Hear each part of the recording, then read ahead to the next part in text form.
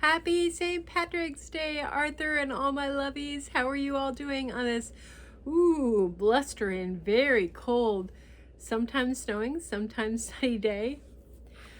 Today, since it's St. Patty's Day, I have a story, Leprechauns on the Loose, an adventure in Ireland. And we have Donald fishing, but look what he's pulling out of the water. A leprechaun hat. Yes, sirree, Donald said to Daisy as he happily packed his suitcase. A vacation in Ireland is just what I need to turn my luck around. I'll catch a leprechaun, and then I'll be rich, and all my troubles will be over. Now, Donald, said Daisy in a firm voice, you and I both know there is no such thing as a leprechaun. I don't want you spending our whole vacation looking for something that doesn't exist. Donald just shrugged and gave the room one last look to make sure he wasn't forgetting anything. He didn't realize that he was taking along 2 extra passengers. Chip and Dale were hoping for an adventure of their own and had made themselves comfortable in Donald's carry-on bag.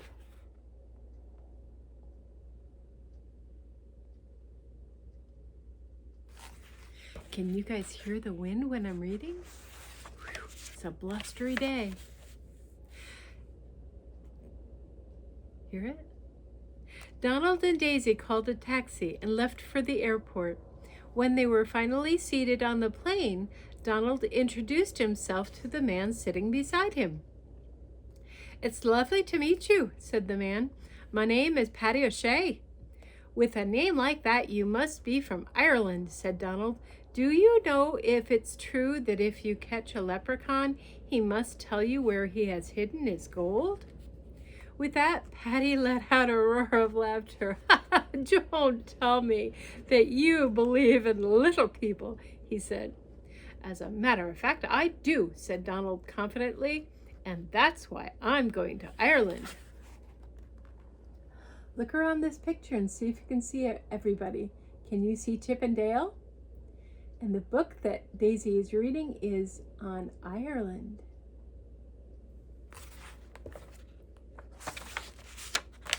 In that case, said Paddy, you'll want to hear everything there is to know about the subject. Paddy told Donald one leprechaun tale after another. By the time the airplane landed at Shannon Airport, they had become good friends. Instead of staying in a hotel, why don't you both come home with me? Paddy asked Donald and Daisy. My wife just loves to have company. I'll give her a call and let her know you're coming. Donald and Daisy piled into Paddy's car and headed toward Paddy's house. Now I see why they call Ireland the Emerald Isle, said Daisy, as she was staring through the window at the lovely green landscape.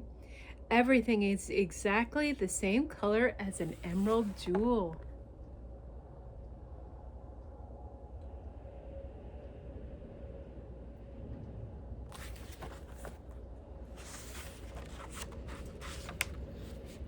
Paddy's wife, Colleen, greeted them at the door and introduced their daughter, Erin. Colleen led them to the dining table for a meal of Irish stew and soda bread. You know, said Paddy, I raise fine horses for a living, and I'm taking a trip this week to look for a new mare. Why don't you two come along? That way I can show you the sights. Great idea, said Donald. We couldn't find a better guide, said Daisy.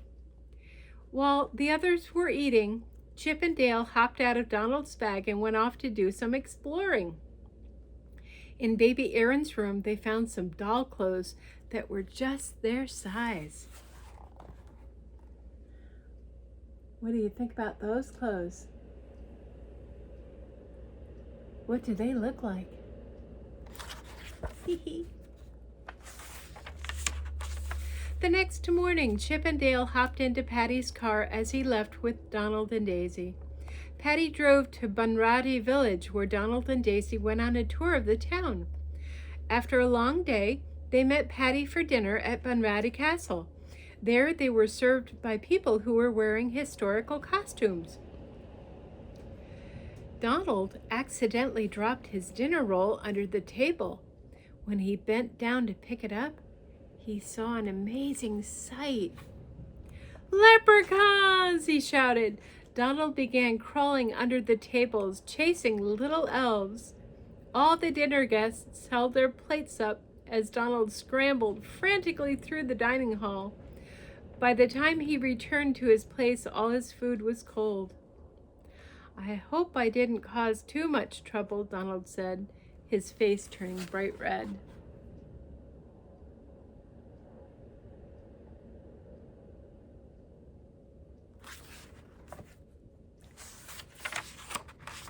The next day, Patty took them to the pony show at the Clifton in County Galway. "This is a fine-looking animal," said Patty as he inspected the shiny black horse. Just at that moment, Donald spied the little leprechaun darting past the horse's hooves. "I'll catch you this time," Donald cried. The horse began to bob her head and stamp her feet in alarm. Donald searched high and low, but he returned to Patty and Daisy empty-handed. "Don't tell me," said Patty, laughing at Donald. "The little people are up to their tricks again."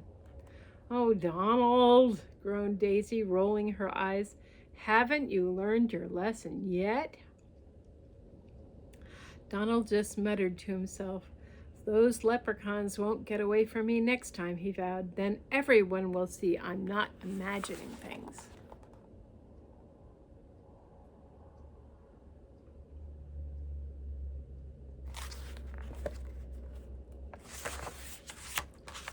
Later, Patty took Donald and Daisy to a gift shop in Galway. "Ireland is known for its beautiful glass and hand-knit sweaters," said Daisy, turning to Donald. "Let's buy one of these crystal vases as a present for Grandma Duck." But Donald wasn't listening. He thought he saw a flash of green among the crystal. "Did you see something over there?" he asked Daisy excitedly. "Not here," warned Daisy under her breath.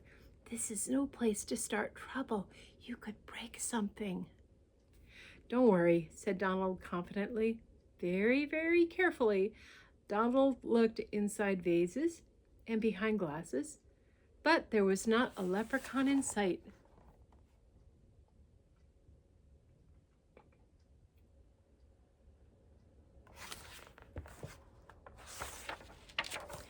Did you happen to see where the leprechauns were? Look behind the table. The next day, Patty took Daisy and Donald on a side trip to a place called Sleehead. "This looks like a great place to catch leprechauns," thought Donald. This time, he had brought along a large butterfly net just in case any little people showed up. "What are those buildings over there?" asked Daisy. "Those are ancient houses well over 1,000 years old," said Patty. "They're called beehive huts." But Donald wasn't paying any attention. He was too busy looking behind every beehive hut for leprechauns. Do you see the leprechauns? What do you think they are? There they are.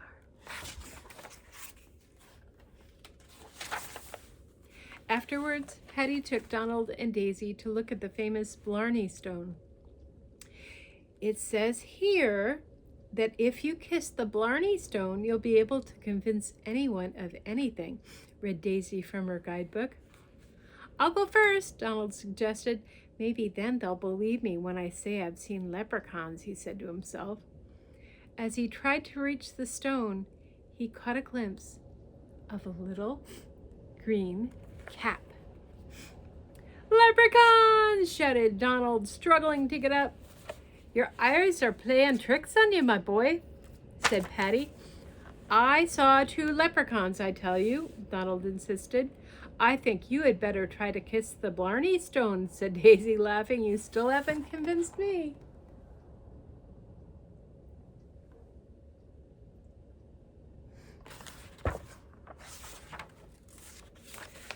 The next day, Patty and Daisy went to Killarney to look at a horse, while Donald went fishing in a nearby lake. Chip and Dale followed Donald to the lake and hopped in to splash and play. Donald cast his line into the water and immediately felt a tug.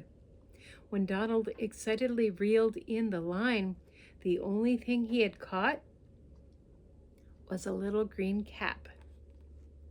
"Oh boy, this definitely belongs to a leprechaun," Donald said happily. "I finally have my proof. Now everyone will have to believe me." Donald set the cap down while he got his gear together. He couldn't wait to show off his catch. But while his back was turned, Dale grabbed the cap. Donald turned around just in time to see the leprechauns running away. "Oh no, there were two of them right under my nose," said Donald, stamping his foot, "and I let them get away."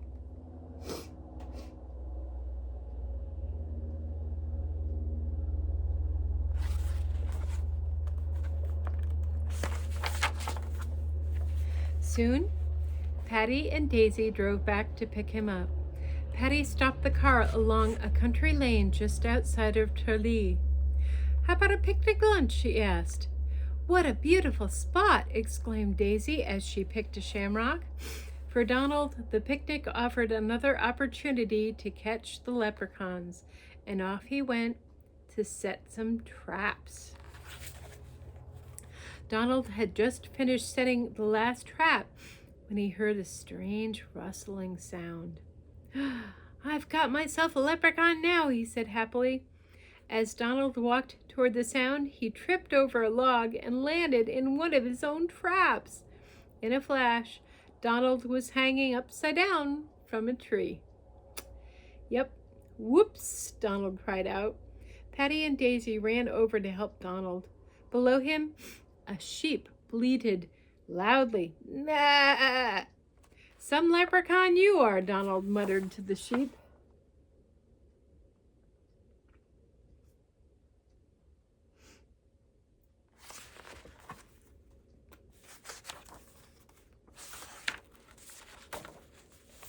Finally, in County Limerick, Paddy found the horse he had been looking for, a beautiful mare with a flowing mane.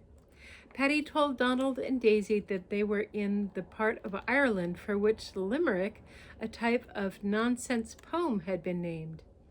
"In fact, I just made one up for you," he said, turning to Donald. "It goes like this. There once was a fine feathered gent who saw leprechauns wherever he went. He spied them in stables and underneath tables. He saw them at every event." Donald just smiled politely while Daisy chuckled. "Just wait," he said to himself. "I'll catch a leprechaun yet."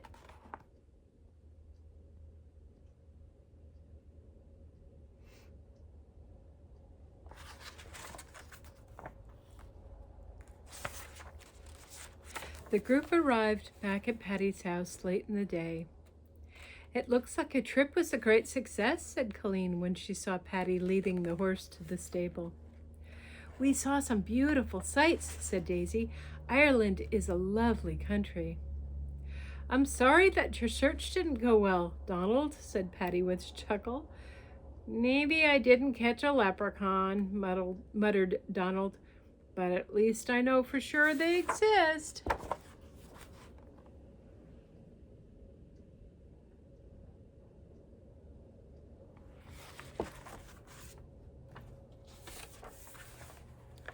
When Donald and Daisy arrived back in the United States after their flight back from Ireland, Mickey was at the airport to greet them. "How was your trip?" he asked. "It was wonderful," replied Daisy, "but Donald wasted all his time chasing leprechauns." Donald didn't even hear Daisy. He was staring straight ahead. He couldn't believe his eyes. There were the two leprechauns. This time everyone saw the leprechauns. Mickey dashed around some luggage and caught them. "Are these your wee folk, Donald?" Mickey asked, holding up Chip and Dale. "Yes," muttered Donald sheepishly. "I guess this means I don't get my pot of gold." How about a pot of acorns? Asked Mickey. Everyone roared with laughter. Even Donald couldn't help but smile.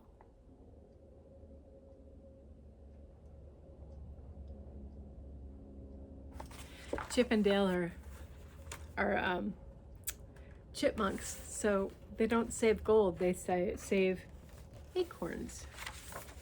So, did you know Ireland is truly the Emerald Isle? Its grassy meadows and farmlands make it the perfect and the greenest country on earth. It rains a little almost every single day in Ireland. The rain, combined with lots of bright sunshine, keep Ireland green nearly year-round. The shamrock is a three-leaved plant that is the national emblem of Ireland. It can be seen on everything from banners to airplanes. Four-leaf clovers, which are similar to shamrocks, are very rare and are thought to bring good luck. Kissing the Blarney Stone is a popular tourist attraction. To kiss the stone, however, you have to lie on your back and lower your head over the side of Blarney Castle. Be careful, Donald!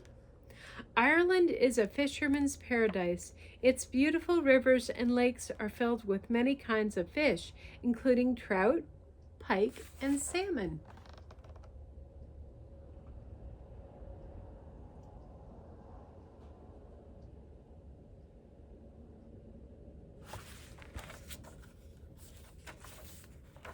Leprechauns are said to be mischievous elves that like to play tricks on others. Known as the little people, they are supposed to be both clever and rich. It is said that leprechauns keep their gold in a pot that they hide at the end of a rainbow. So, according to legend, if you catch a leprechaun, you can make him take you to his pot of gold. Horse racing has been a popular sport in Ireland for many, many years. The Irish invented the steeplechase race, in which horses and riders must leap over ditches, hedges, and stone walls. The race gets its name from the steeple of a church that was the finish line of the very first steeplechase. The potato is a favorite food in Ireland. Irish people use potatoes in stew. They also enjoy potato soup, potato pancakes, and potato bread. The Irish harp is the national musical instrument of Ireland. It is smaller than other harps, and its frame is made of wood. The Irish play beautiful folk songs on their harps.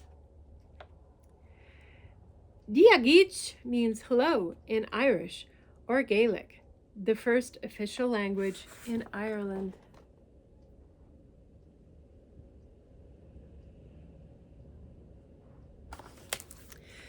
Two books left to go, my lovies, and then we'll start something new. Hope you had a wonderful day. Hope you have a wonderful day. Hope you enjoyed the book, and I will see you tomorrow. Bye. Love you.